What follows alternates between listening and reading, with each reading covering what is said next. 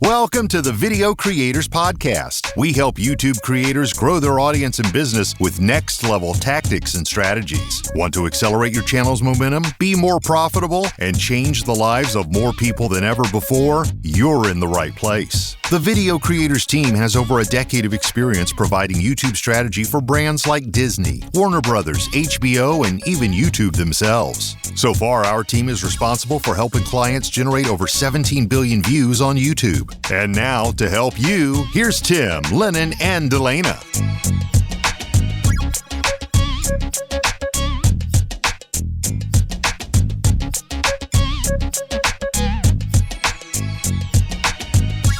Hello, creators. How are you guys? Welcome back to another Video Creators Podcast episode where we are here to give you next level tactics so that you can grow your YouTube audience and your business so that you can reach more people and change their lives. Now, if you've poked your head into YouTube analytics at all, then you know fairly well that it can be a pretty overwhelming place to be. On top of even just looking at your YouTube analytics and trying to learn what everything means, you've got all of these YouTube experts telling you, oh, you need to just increase watch time, focus on watch time, focus on watch time. Or you've got somebody telling you that audience retention is the end all be all. Or maybe you're hearing experts say that you need more people to like and subscribe from your videos because that's what's going to tell the algorithm that they like your videos and they need to show it to more people. There's all of these different levels and opinions of what is going to take your video to the next level. And through all of that, there comes a lot of focus in the wrong places. And I'm not here to knock other experts in this field because I know that where their heart is that they want to help you guys, but I don't think that they realize the impression that they may be leaving by telling you some of these things and the mindset that they're putting you in whenever they tell you what you need to focus on. So I want to help you narrow down and really kind of disregard some of the metrics and so that you can narrow in on your focus and you don't feel so scattered and confused. And so I'm just going to tell you what you should not focus on so much, despite what all of the rumors say. I am in a new setting. If you're watching this podcast episode on YouTube, I am in a new setting. Thought I'd try something out, got a little studio setup going on. So I figured I would bring you guys into it. I mean, I got a little bit jealous of Tim's setup, to be honest, and his cool studio background. So I was like, you know what? I can make a cool background too. Not quite there yet, but I'm just trying to bring it up a notch. So if you're watching on YouTube, you get to see a little bit of my little background that I've started setting up here. So I have a creator spotlight for you today, and her name is Jessica Freeman. We want to highlight her because Tim and her had a conversation about her YouTube channel. She's been on YouTube for 6 years, and she had kind of a rough start. She was making YouTube videos in order to attract more of her clients, was her initial intent. She was not trying to have the biggest channel, not trying to be Mr. Beast, she just wanted to build her business through her YouTube channel. But then she started attracting kind of an unexpected audience and decided to actually begin pivoting her channel to serve that audience more, which can often be kind of a sticky thing to navigate whenever you are like, okay, I've been focusing on this one angle of my channel or this one person within my audience, primarily just trying to serve this one person. But now I'm attracting this other person over here. Do I press more into that? It can kind of be a sticky situation to find yourself in. And it's not an uncommon one either. Even though it is sticky though, sometimes that pivot is exactly what you need to do to take your channel to the next level. So here is exactly how she is approaching that pivot.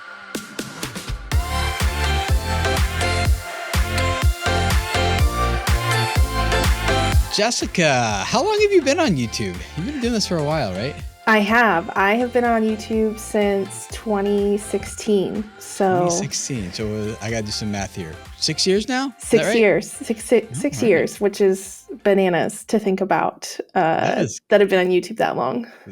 And I already told this to you in some of our other private conversations, but I think it's worth repeating publicly.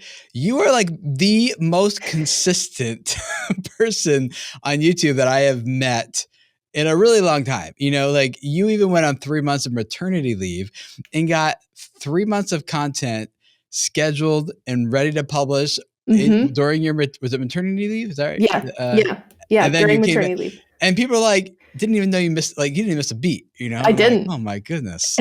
Yeah. So yeah, so tell us about your channel first of all before we dive into some of the stuff what you're doing now with pivoting and figuring out new direction. But yeah, tell us how did you get started? What did that channel look like for you originally? So I kind of walked into YouTube blindly. I didn't take any courses. I didn't have any like strategy calls. So my business, I'm a web designer for other business owners. And back in 2016, I was really feeling like I was just getting lost in the noise. I was not really standing out. And so finally I was like, I'm going to start a YouTube channel to try and like educate my clients and help them learn just online tech things, website design, etc.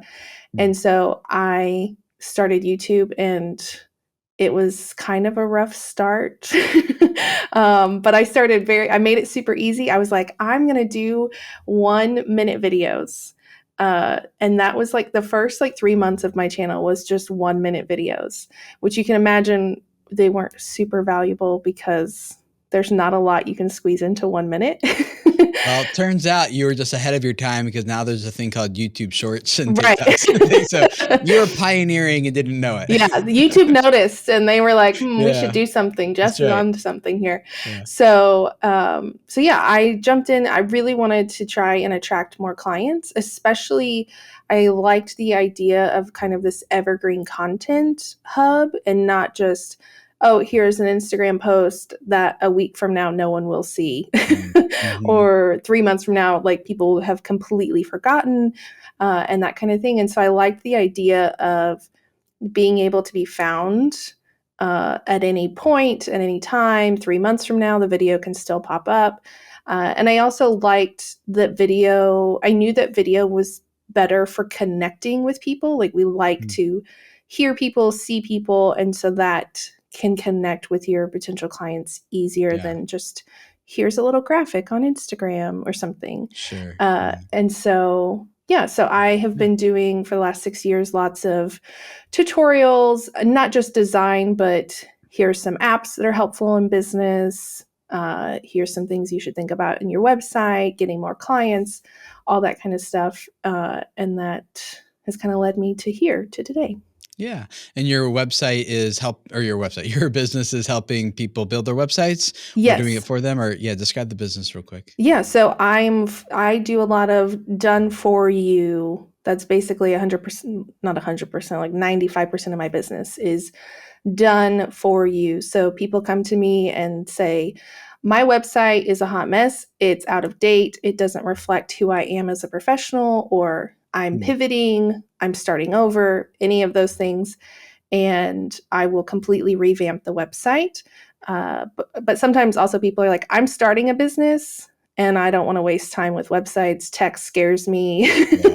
Like, can you set me up something? So yeah, I work with a lot of online business owners, coaches, online entrepreneurs. That's kind of my main audience. Okay, cool. So you're making YouTube videos in order to attract more of those types of clients. So describe what that content looked like and how it was performing for you, if you don't mind. Yeah, so I was, like I said, I was doing a lot of tutorials and like, hey, you should think about this on your website and you should think about this. And it has done okay, that type of content, but I realized I'm attracting a lot of DIYers, people who are like, I'm not ready to hire a designer, or I like to do this myself. Also attracting some other designers, which is completely not my ideal audience. Like they're never going to hire me.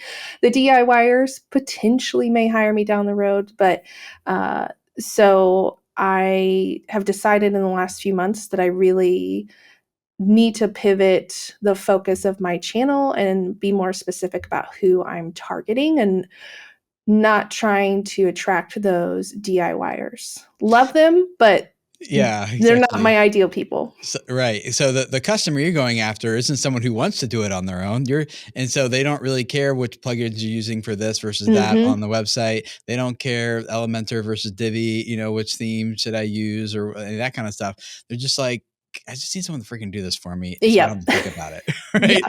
Yeah. And so yeah, it makes sense. Your content, you had a good value prop, you had a good target audience, and but you're attracting the wrong audience. So how do you go about making a pivot like that? Like, how do you go about like, yeah, tell me what the next steps are now that you are thinking like, okay, I got to do something different with my content in order to attract the right customer to my business. Yeah. What's your strategy? So I think instead of up until now, I think I've really thought, okay, I'm talking to business owners. Every business owner needs a website. Cool. Now I'm having to think a lot more specifically in terms of, okay, these are people who probably already have a website. They have a team of some sort.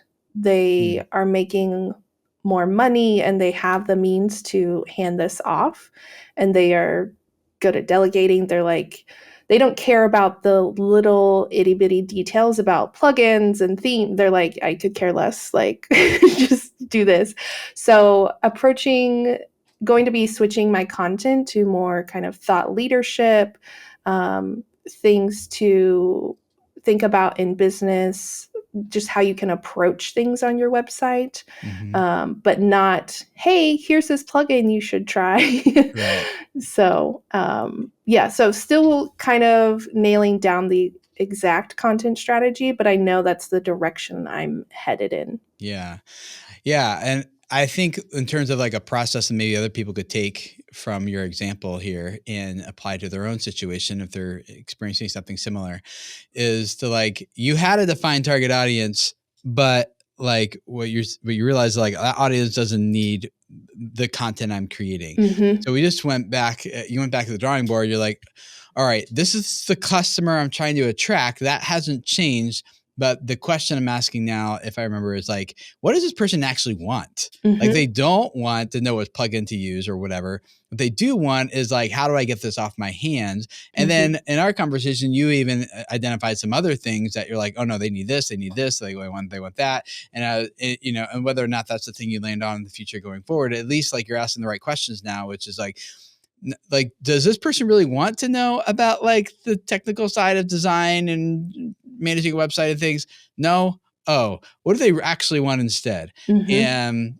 And so, and I think you understand this as a business owner. A lot of creators don't understand this, which is like, is it better for you as a business owner to be in front of 10 of the right people than like 100 of the wrong people? Mm-hmm. Right. So you could grow, and we've seen this happen a lot. A lot of people grow really successful channels on YouTube, but their business doesn't grow because they went for this broad appeal. They're going after views and subscribers instead of going after customers. And what I like from what you're saying is like, no, Tim, I'm going after customers. I'm not trying to grow the biggest, baddest, channel to compete with Mr. Beast type of thing. I am like trying to get this type of person, and you're bringing more clarity to what that person wants, and then you're going to deliver that in your content. Is that right? Does that all sound kind of Yes, where you're going with it? Spot on. Yeah. So what do you think your channel is going to look like now going forward? And I know like you're kind of in the middle of the pivot right now, so I'm not asking you to commit to it. Just kind of curious where your thought process is with it right now. Yeah, so I'm glad you're not making me to commit to it. No, You're not going to follow up in 6 months and be like, sorry. No, it's just like the process of hearing you think out loud, I think is what's valuable to me and to other people. Just like, how does this work in Jessica's head to kind of figure this out? Yeah, so I think definitely stepping away from tutorials, which I had moved away from largely after doing video labs. And so I was like, okay, we definitely need to get away from tutorials. Like this is not helping. So I've largely stepped away from that. I think I've done maybe one or two here or there, but stepping away from that and more going into mindset and strategy and maybe like highlighting other businesses, interviews, that kind of stuff, just to help business owners kind of learn from each other, and definitely keeping in mind, like I said, not just quote unquote any business owner, which I mean, I obviously had my target market more defined than that, but not just business owners, but keeping in mind these people do not care about the plugins. They are working with teams and that kind of thing. So just keeping that in mind and potentially even talking to that specifically, like, easier ways to work with your team and handing off tasks and that kind of thing. Yeah. Cool. Yeah. So you're leaning hard into like really understanding what this person's struggles are and what they would be looking for online. And then you're like, hey, if you are struggling with your team, or you're struggling with communication, or you're struggling with knowing how to generate more sales, like turns out your website is like a key part of all of that, Yes. generating sales, communicating.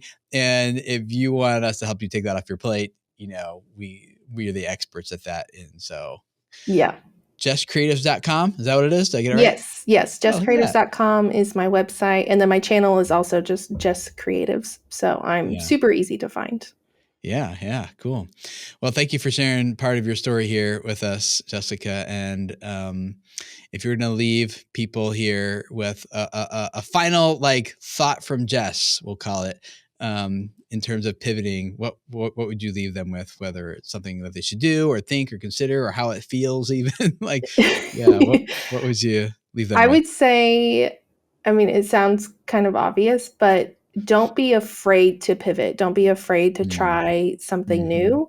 I mean, in 6 years, I have tried so many different things just in terms of like how often I post, type of content, thumbnails, different strategies, different like posting the podcast, not posting the podcast on my YouTube channel, doing longer videos, shorter videos. Like I've tried so many things, and I just, figuring out what works for you and your channel and thinking strategically about that. I think sometimes we get too scared to like change it up. And I think sometimes that can be the most beneficial. It absolutely is. I know, because I feel that exact same way. For the longest time, like when I started doing this YouTube coaching and training stuff back in 2008, is that what it was? Something like that. Like there was no one else doing it, so it was kind of like there was no competition. It was only me. And then as the industry grew, the people popped up. And so last year I started making a pivot myself, and it is scary because you're like, well, at least I know how this works. At least I know what results I should expect from this way. And I think I can serve people better and do a better job this way, but I don't know if I can. But to find out, I have to like turn this other thing off, kind of. Yeah. And that's really scary when your livelihood depends on this. So we've pivoted from just being like generic YouTube strategy to being like, no, we are for people who are trying to grow a business, trying to make money on their content. They have around 10,000 plus, sometimes like 100,000 subscribers, and they're making, a healthy full-time living off that. And they're like, how do I get to 1 million subscribers and $1 million in annual revenue? Like that's like, we're no longer like your first 10,000 subscriber people. We're now like your next 1 million subscriber people. So really focusing on that has been, you're right, totally scary and very much like a like gulp, to swallow hard type of thing. Like, how's this going to go? So I feel you. I mean, yeah, it's, but I will tell you, and anyone else who's listening, that like what she said is absolutely right. It feels really scary. But my experience doing this for myself and coaching some other people through it has been like every time you narrow the audience and get more specific and bring more clarity to what you do, I have only ever seen that ultimately make someone more money and grow their business more and grow their channel with the right people. I've never seen it have the opposite effect. It does temporarily for a little while some of your existing audience figures out you're not for them anymore and they leave, and you see some negative numbers for a while, but in the long run, it's always worked out. So I'm banking on that again for myself, and I know that's going to be the case for you too. So yeah. Well, thank you, Jessica. It's been good talking with you here. Yeah, thanks for having me.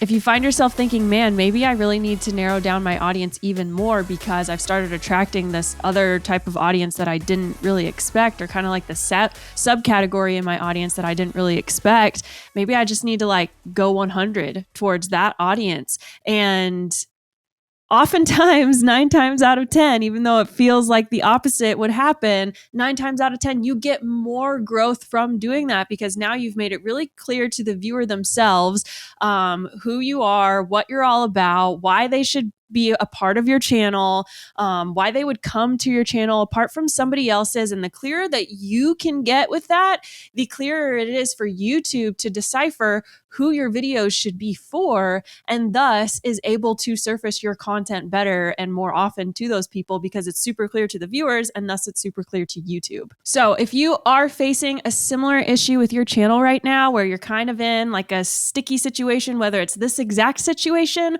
or maybe it's something that just feels super, super specific to you and your business and how your YouTube and your business kind of play together, and you're just not quite sure where you should go with it or what to do about it, we would love to get into a one-on-one call with you, because we know that sometimes these situations can be super, super specific. Giving, although albeit good, general advice on YouTube and not being able to speak super specifically to your situation can only go so far. And so if you are feeling any of these types of ways, we are happy to jump into a call with you.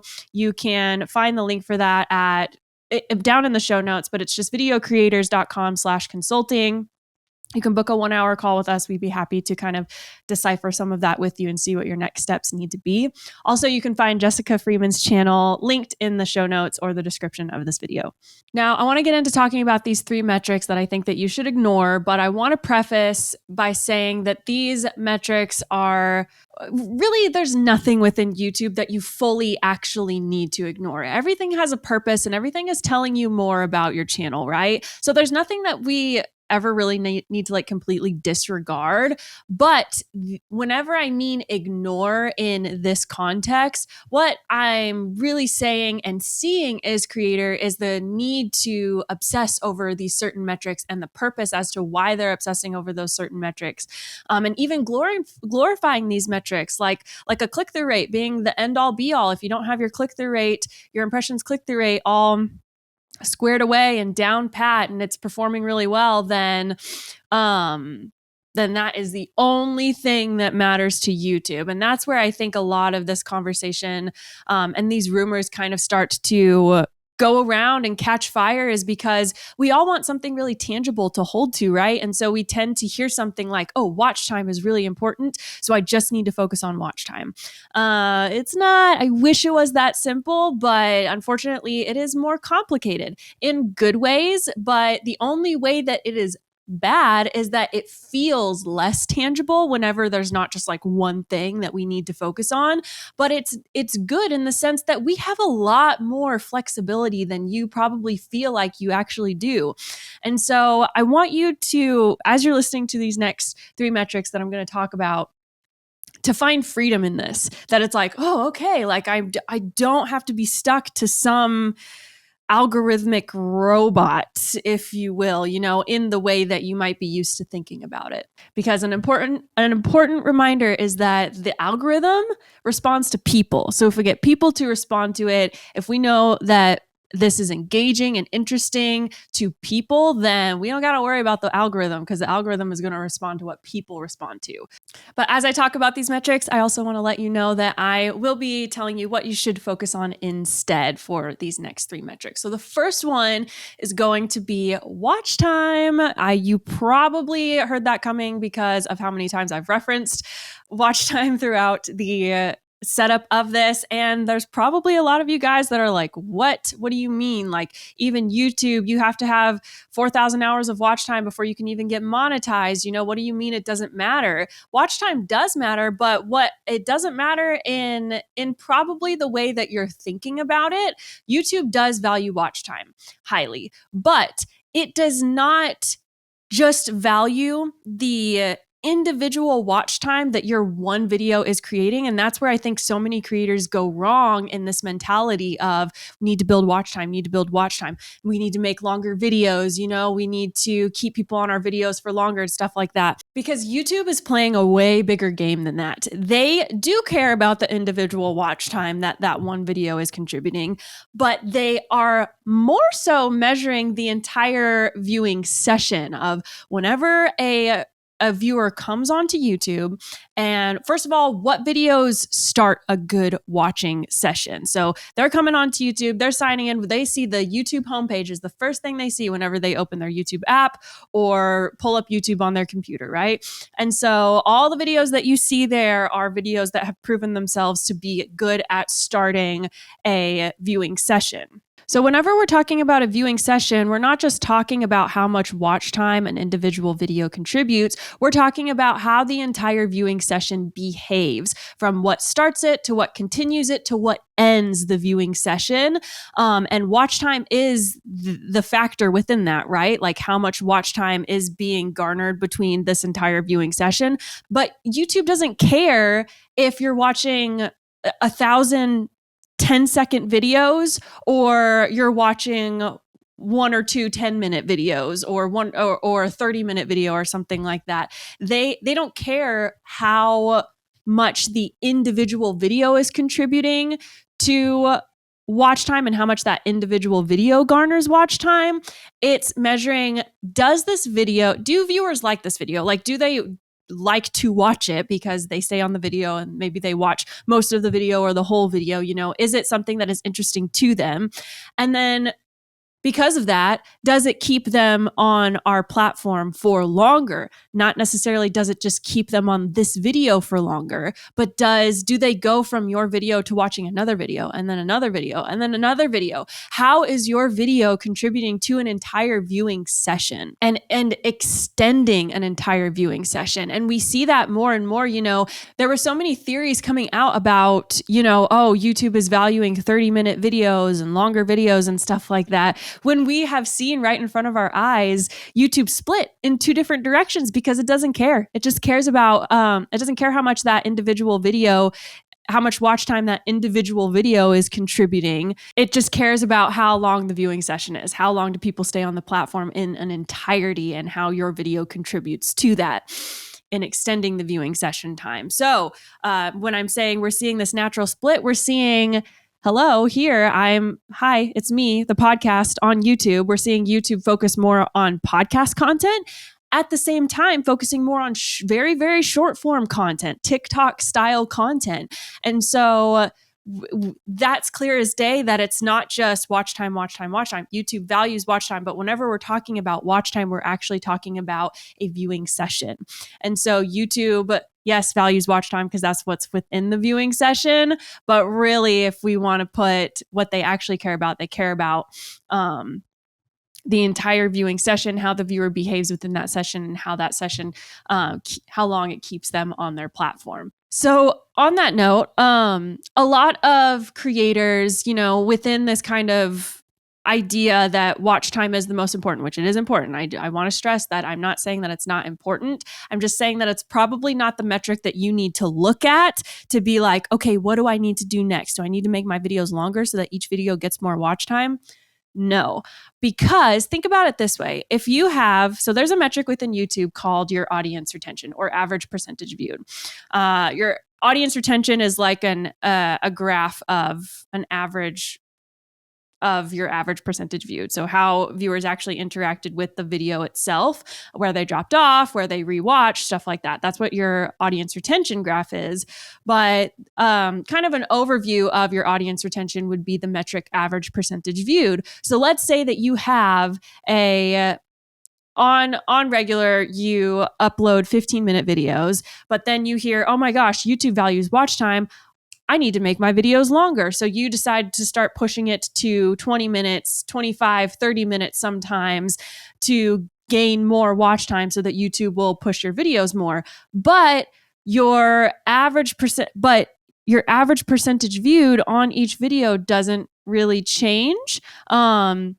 Or maybe even gets lower because you made your videos longer, and on average on the 15-minute videos, viewers watched about 3 to 5 minutes of it, and then you extend your videos to 30 minutes long, 25, 30 minutes long, and they're still watching 3 to 5 minutes of the video because not much has changed. The video is just longer, but you haven't done anything else to really engage them to keep them on that video longer, then then there's no point in making a longer video just to gain more watch time, because it's not actually helping you gain more watch time because you're not engaging the viewers enough. So instead of focusing on just watch time and looking at watch time and how can I gain more watch time and longer videos, instead look at your average percentage viewed and your audience retention graph and see how much of the video are viewers actually consuming. Because we just talked about how YouTube is actually measuring the entire viewing session.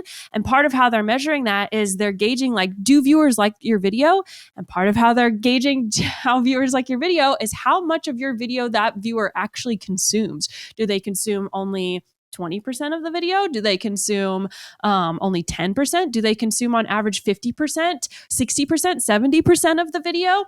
Usually the higher your average percentage viewed gets, the more that YouTube sees, oh, this is content that viewers really like. They're engaged by it. They're watching the video all the way through.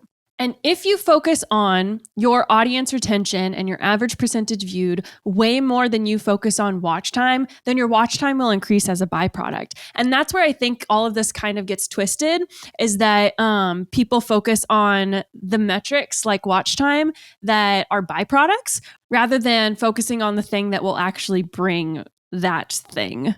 So audience retention and average percentage viewed will 100% help increase your watch time if you really focus on how do I get more of the viewers that are watching my videos to watch more of that video.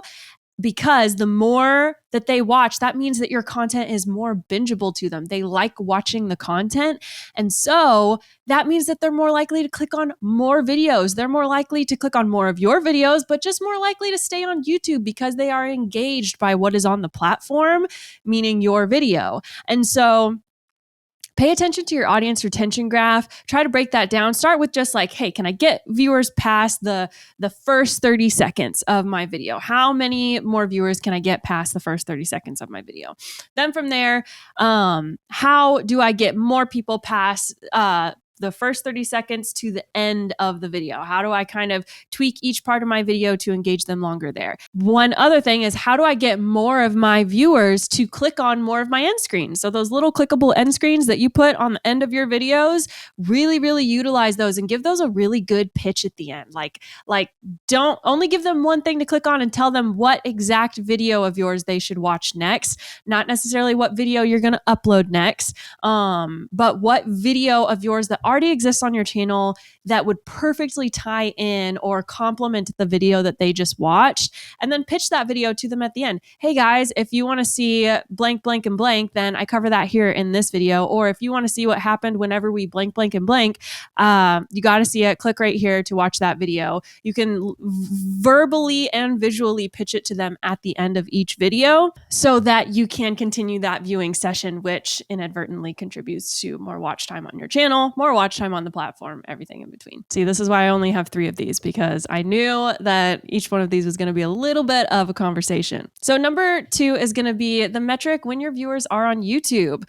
So this is, I get the question all of the time whenever a creator discovers this metric. There's this metric, it's literally called when your viewers are on YouTube, and it's on your audience tab. So if you go into your YouTube analytics and you click over to the audience tab, it's like the second box underneath the main box. And what it tells you is it basically has this gradient of light purple to dark purple. And the darker the purple is, the more of your audience is on YouTube. And a lot of creators, whenever they discover this metric, they're immediately jump on like, oh, hey, I know exactly what time I should post now. And they think that if they post at the perfect time, then their video is going to get more attention right off the bat. And thus YouTube is going to immediately see that this is a video that viewers like. And thus it's going to perform way, way better. To your credit, to all of the creators that I've talked to that have had this mentality, to your credit, that is seemingly the first thing that you would take away from that is like, oh, I can see when my viewers are on YouTube. Perfect. I'll post then. But look a little bit closer. And first of all, I want you to see, does it correspond? Do those colors, those dark purple spots, those hot audience, if you will, spots, do those correspond closely to whenever you post your videos? Because if they do, then that's quite a common thing, in that your audience is just kind of hot on YouTube whenever you're posting videos, because it's your audience that it's measuring, right? And so if they're coming from other places, or they just know whenever you upload and they come to YouTube during those times, then they're just following, you're the leader there. They're just following whatever your posting schedule is, which means that you hold the power. And that's a great thing. There's a lot of areas within YouTube that creators start to feel like they don't hold the power, and you hold the power in that. Post whenever it is good for you. YouTube says specifically on that metric that your posting time is not known to increase the performance of your video, whether that's right off the bat or long term. And so I have seen it may increase, like very, very short term. Like whenever I'm saying very short term, I mean within the first few hours, it may increase how many views you get within the first few hours, but not necessarily how many views you get in total. Because if it's the same audience watching during that time, then you may get those views a little bit faster, but you're probably not going to get you're not going to start averaging higher views because you've changed your posting time. So for this one, there's not a metric to follow. Instead, the only thing that you need to follow is what is going to work with you. What schedule, what posting time is appropriate for your schedule and allows for you to be the most consistent on the platform in terms of quality, the value that you offer, how often, everything in between. Now, I will say that this metric, though, the when your viewers is on YouTube, is actually a great metric for whenever you're planning to live stream. So if you do live streams, or if you're thinking about doing live streams, then when your viewers are on YouTube is a great metric to follow for that very specific reason. Outside of that, it's not really a metric to pay mind to. Number 3, and I bet I am going to get some pushback on this one, but I'm okay with that. I'm here to be honest with you guys. So number 3 is actually not a specific metric. It's kind of more, but I'm putting it in the same category because it seems that creators kind of treat this like it's its own metric, like it's its own thing. And so I feel like this had to be addressed within this context because it's very, very important. So I was watching a docuseries a while back by Nikki Tutorials. She had done a docuseries on herself, kind of telling a lot of her story. And in that series, she talked about how whenever she uploads a video, she will watch the performance of it within the first few hours. And she actually says in the docuseries, she's like, if the video is performing well, if it's doing average or above average, it's a good day. If it's not performing well, if it's doing below average, it's a bad day. And that sunk my heart. I was like, man, that has got to be so emotionally exhausting. I mean, I unfortunately, I cannot take away the kind of care and effort and emotional attachment that you have to your videos. It's your work, it's personal to you. And so that is something that I'm definitely not saying that you even need to take away from it. But what I am saying is that you do not need to worry about your performance within the first 24 to 48 hours and see it as a make or break time, or almost like a make or break metric seems to be how we treat it. Like it is, that is what's going to make or break your channel. And I have just seen way too many times, me working personally with creators where I see the videos that they upload and I see the back end of their channel, and I see that whenever they uploaded that video, it tanked, And then because maybe we were trying something new. This happens quite frequently, actually, especially if the channel has a long history on YouTube, like they've been on YouTube for 10 years or so, then this definitely seemingly tends to happen more with their content, where they've been producing a certain kind of content for a long time, right? And then they work with us, and we start to pull them out of what they're used to creating and trying something new. And oftentimes, whenever they first post a new kind of video that their audience has not seen before, I'm not saying that this happens every time. It definitely doesn't happen every time.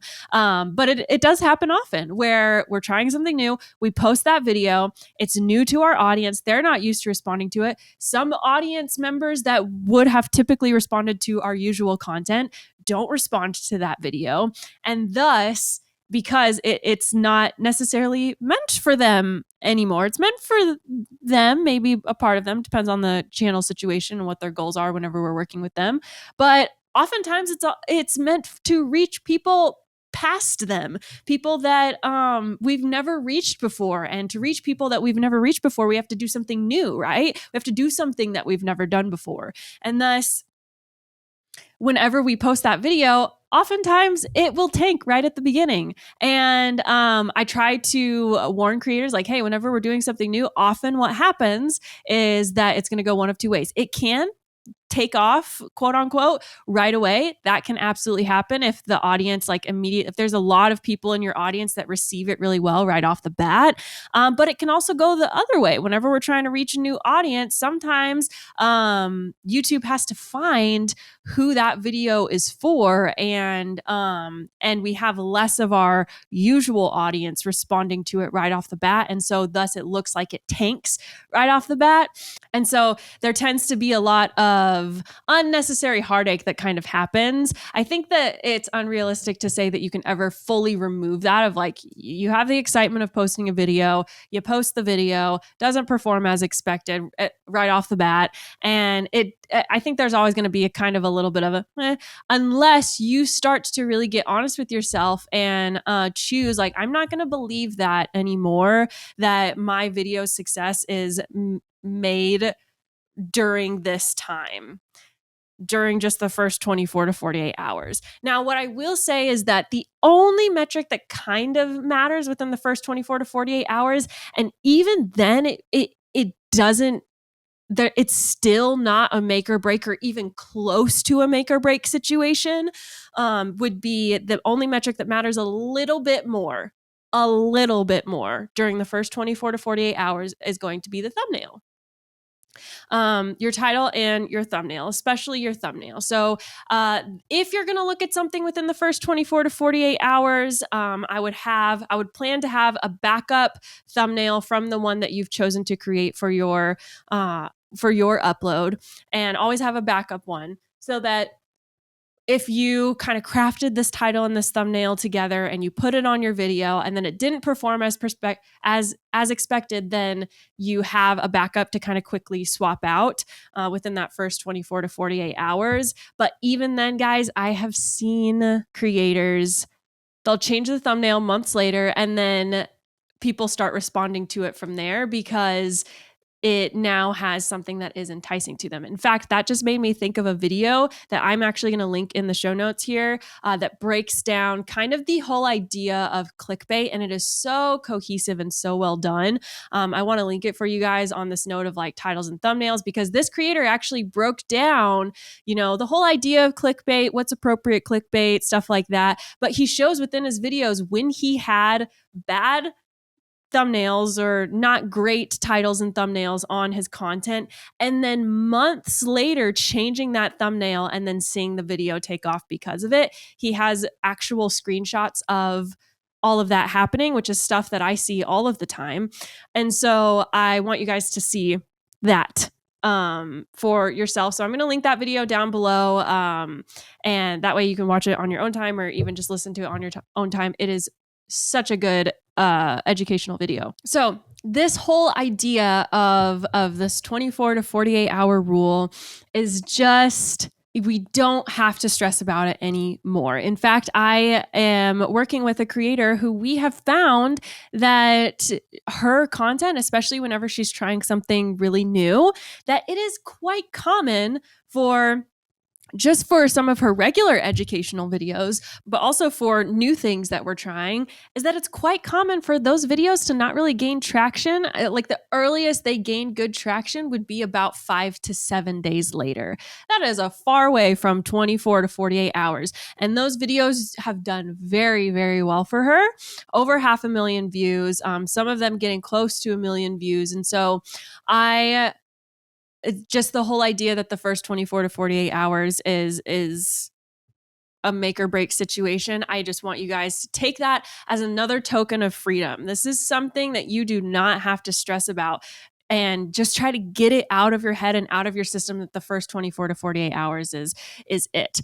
The only caveat that I will put with this is that if you are a channel, say like you're a daily news reporting channel, then yeah, the 24 to 48 hours really matters, because that information may only be good for 24 to 48 hours, depending on what the information you're delivering is.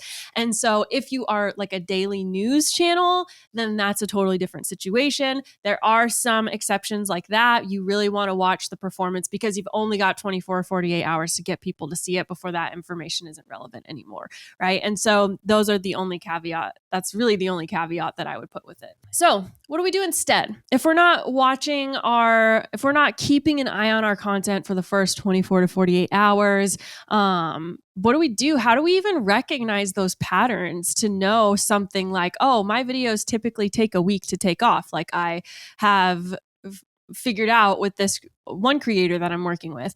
And so what you want to do is you are going to use the advanced mode in your analytics. And so if you go into your YouTube analytics, at the top right corner, there is a button called advanced mode. And within that, you can track all of your content, your individual content over time. You can select specific videos. You can see from their entire lifetime, like when they took off. You can group certain videos together if you use the groups feature. So whenever you go to like select a certain video within the advanced mode, you'll see a tab called groups in the little search bar at the top left. Click on that. Then you'll see a tab that says groups. You can create groups within your analytics. You can group certain types of content together to see all of these videos together, and you can see kind of like the pattern of each video over time. So you'll just want to make sure that whenever you're doing that, that you have the publish date from, if let's say that we grouped 3 videos together, one was published on July 2nd, and then all of the other ones were published after July 2nd. If you want to get the entire pattern for everything, then you'll want to go back from July 7th or 2nd all the way up until the most recent date. And you can see a line for each one of those videos to see kind of the pattern of the views, watch time, whatever you're trying to measure there, and get an idea of how your videos actually perform and which types of videos tend to have which kind of performance. Do these types of videos typically take off between the first 24 to 48 hours? And so those 24 to 48 hours are something that I should pay attention to? Or do these videos tend to, it looks like over time, like about the 7-day or 2-week or 1-month mark is whenever they start to gain their traction. So I don't even have to think about this video or its performance after I upload it until at least a week to 1 month later. It saves you so much stress and so much heartache, especially if you have like a lot of emotional attachment to your content, which is quite common for a lot of creators. So I would definitely start utilizing that and looking at your content more big picture and over time, rather than just letting that first 24 to 48 hours dictate how you feel about your channel and how you feel about that content in particular, and informing you to make decisions in the future of like, oh my gosh, I'm never going to post another video like that ever again because it tanked. Whenever you go and you look at it a month later and you're like, oh, that video is actually doing better than some of my other content. That stuff happens all of the time. I've gotten into meetings with creators where they only looked at a video that they had uploaded that month within the first 24 to 48 hours or maybe a week. And then I pull their analytics 3 weeks later and that video is doing well and they have no idea. And so I bring that up to them like, hey, this video is doing really well. Here's what we should consider next. That's frequent. That happens as well. So don't let that 24 to 48 hours tell you what to do. it's not your boss. And it doesn't matter in the way that it feels like it matters.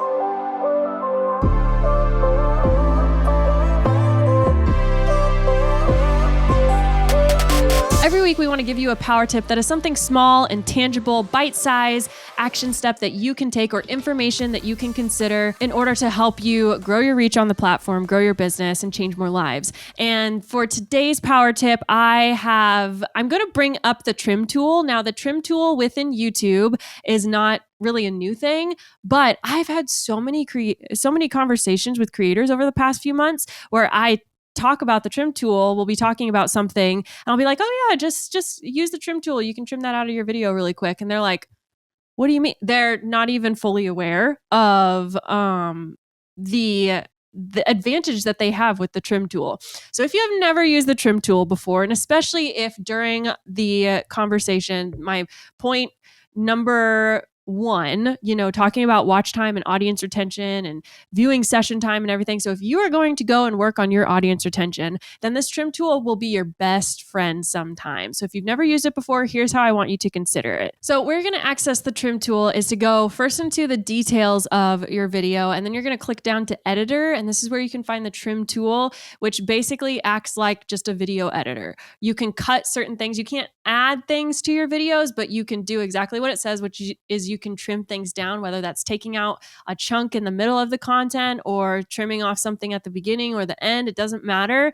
You can remove things from your content. So say that you have maybe there was a copyrighted song that played in the background at a grocery store whenever you were filming, and that part got copyrighted and you want to be able to cut that out. You can do that with the trim tool. But where this is especially helpful is, I gave the example earlier of working on just like the first 30 seconds of your video. And this has happened many times. I've come to creators in our calls many times being like, hey, your audience retention within this first 30 seconds does really poorly, like within the first 10 seconds. And then once it hits that 10-second mark, it starts to flatline a little bit. So let's just cut out that first 10 seconds because clearly people aren't engaged by that first 10 seconds, and the hook would be way better if it started right here. So you can just go and trim that down and have a way better start to your video. You're continuing that viewing session time, contributing more watch time to the platform, and